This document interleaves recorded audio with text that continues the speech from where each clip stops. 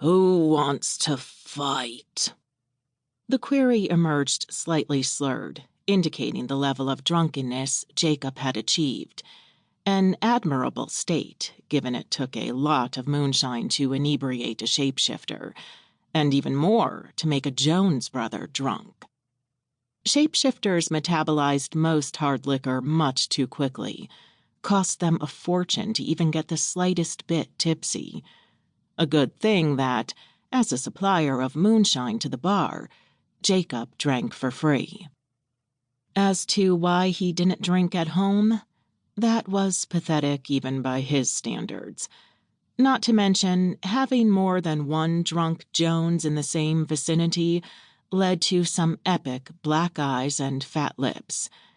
He wasn't in the mood to recover from a concussion-based headache or explain to the cashier at the supermarket why half of his head was shaved. Again.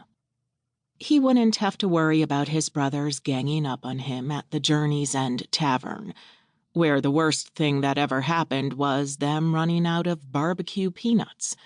A sad, sad day, he would add.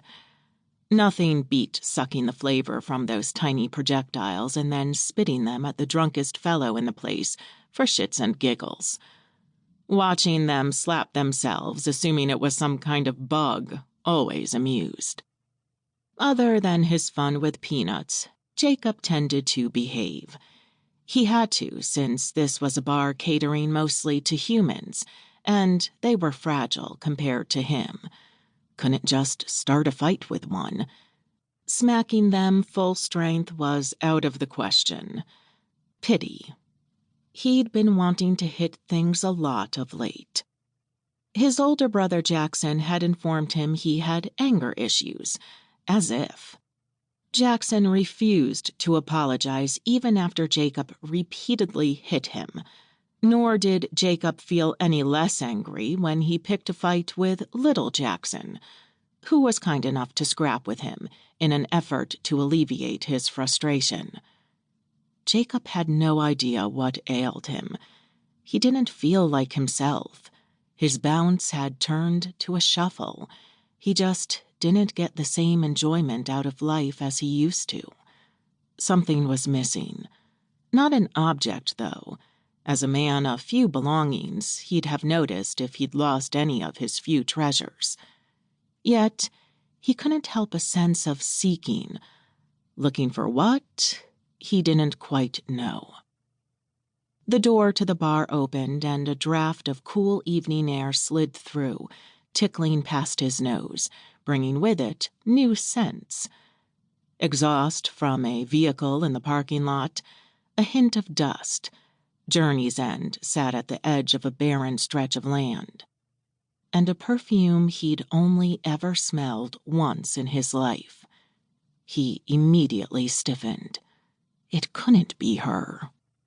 Don't look. He was probably wrong. Why would she be here, of all places?